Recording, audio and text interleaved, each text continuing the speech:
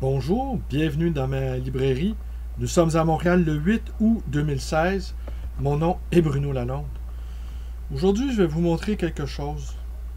Et en fait, j'ai montré ceci à mon ami Robert Hébert, le philosophe Robert Hébert. Et lui aussi, avant que j'en fasse cette petite découverte-là il y a quelques jours, en classant une section de livres qui se vend assez mal. Et oui. Et j'étais très étonné par cette découverte-là et ça m'a... En fait, je vais vous montrer ça puis vous pourrez en juger par vous-même.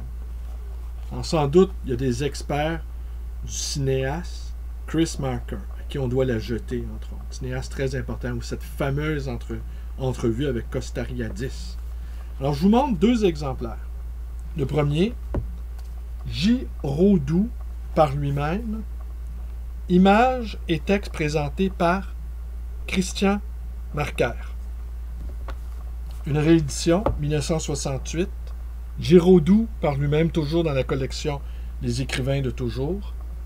Et là, maintenant, c'est Chris Marker. Alors, Robert Hébert, à qui je montrais ces livres-là, ne savait pas que Chris Marker avait écrit sur Giraudoux. Moi non plus, je ne le savais pas.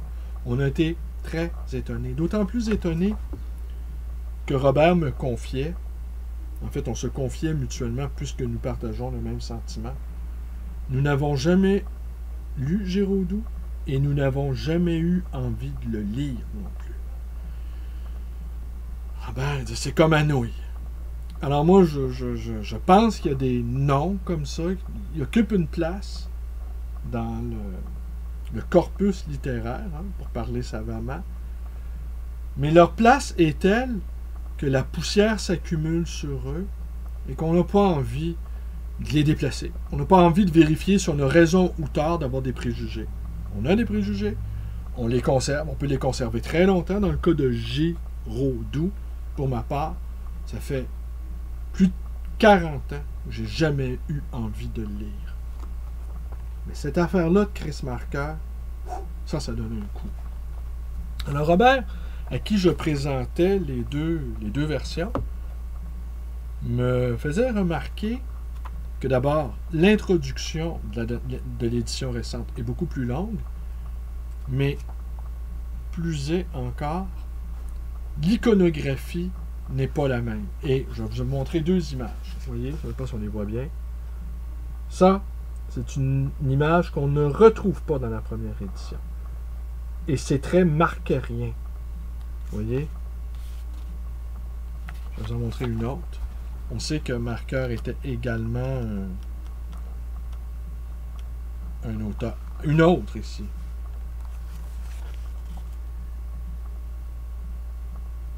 Je vais vous en montrer une troisième. Ce qui est encore plus... Voilà. Regardez ça, ici. Et qu'est-ce qu'on y lit sur la photo, en légende? Chaque fois qu'au cinéma, la souffrance cesse d'être symbolique. Alors, je vous montre ça à l'écran. Ce sont là des images terrifiantes. Très politiques. Alors, on notera, ça a été publié en 68. On a l'impression, en tout cas une impression que j'ai là, une intuition peut-être, ou peut-être pas une intuition, mais quelle date 68? Deuxième trimestre. Alors c'est sûr qu'achevé d'imprimer le deuxième trimestre de 68, les événements de mai 68 avaient eu lieu, mais sans doute dans l'esprit de enflammé du milieu des années 60, de fin des années 60, c'est sûr que Marker a encore une autre ici, l'agonie de l'aigle noir, qu'on retrouve peut-être, si on va vérifier, page 94. Alors, vous voyez la page 94, on ne retrouve pas ça. Et est-ce qu'on retrouve l'agonie de l'aigle noir rapidement?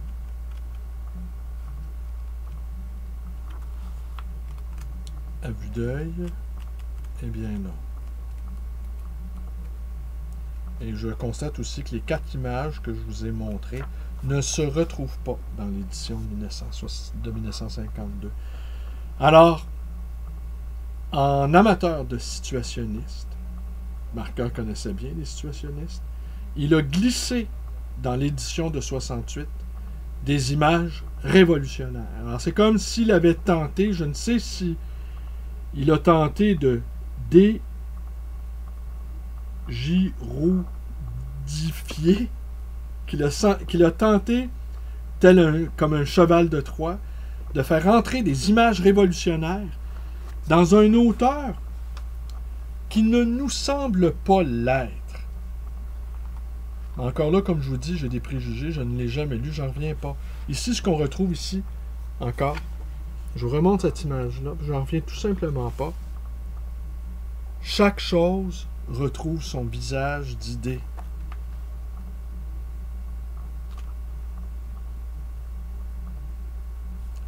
Des maisons soustraites au péché des maisons. La maison du Fada, de Le Corbusier à Marseille. Alors, c'est comme si... je vais en monter une 5e, vous voyez. Vitre cassée de Brassailles. Alors, c'est comme si Chris Marker avait introduit dans son essai sur Giraudoux sa vision à lui. Qu'au fond, Chris Marker se cachait derrière Giraudoux pour y glisser ses conceptions artistiques.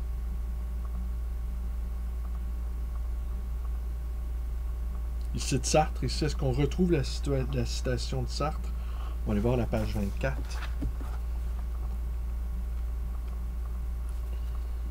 Est-ce qu'il l'a refait au complet? Il faudrait vérifier.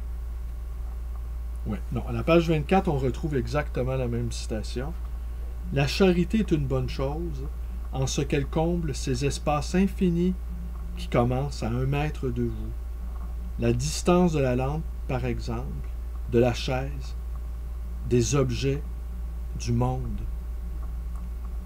Leur sourire de choses humbles et tenaces, dit Sartre, toujours à propos des rues idéales de Giraudoux.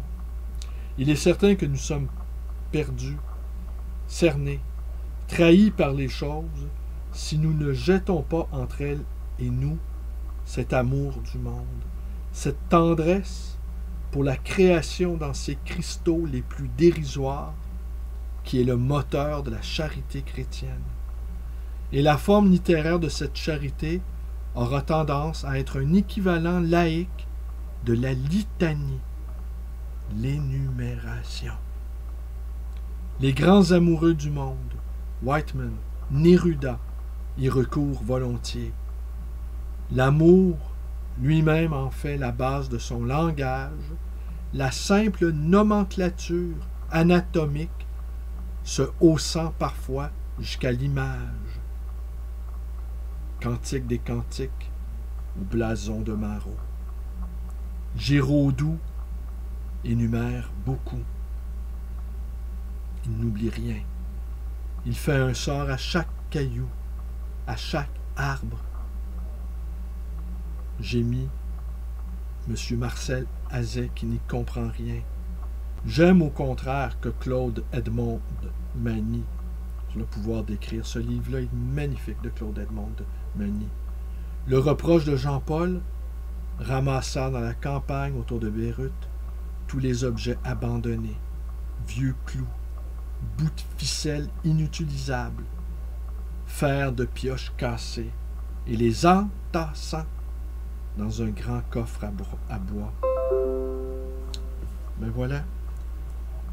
Alors, énumérer serait, si j'en comprends ce que j'en comprends, énumérer serait comme une prière. Énumérer serait rendre grâce. Nommer, ça serait faire exister. Toutes ces choses que nous ne les voyons plus, que nous ne voyons plus et qui n'existent plus, car nous ne les nommons plus. Si on se mettait à tout nommer ce qui existe autour de nous, nommer sera un acte profondément religieux. Un acte, une ontologie du merveilleux, on pourrait même dire. Une anthologie du merveilleux. En réfléchissant à la polysémie du mot anthologie et du mot ontologie. Wow! Alors, je vous remonte ceci, les marque-riens. Hein? Faut marquer le coup. Eh bien, réfléchissez à ça, sans doute d'autres beaucoup plus savants que moi, d'autres beaucoup plus érudits que je ne le suis. Évidemment, je ne suis même pas un érudit. Je ne suis qu'un amateur que je ne qualifierais même pas d'éclairé tant je m'avance dans la ténèbre. Eh bien, les deux marqueurs. Chris Marker, Christian Marker, caché derrière Giraudoux. Alors que les lecteurs de Giraudoux me pardonnent, je ne le connais pas, je n'ai jamais eu envie de le connaître, et assurément, c'est peut-être une erreur. Alors, je vous remercie d'être avec moi, mes vidéos vous plaisent, vous connaissez la suite, vous abonnez à ma chaîne. Vous pouvez également me visiter à ma librairie d'occasion et d'anciens, le livre voyageur, dans le quartier Côte-des-Neiges à Montréal. Vous pouvez me téléphoner dans le 514-736-0999. Merci et bonne journée à tous. Eh bien, on va réfléchir là-dessus. Allez, au revoir.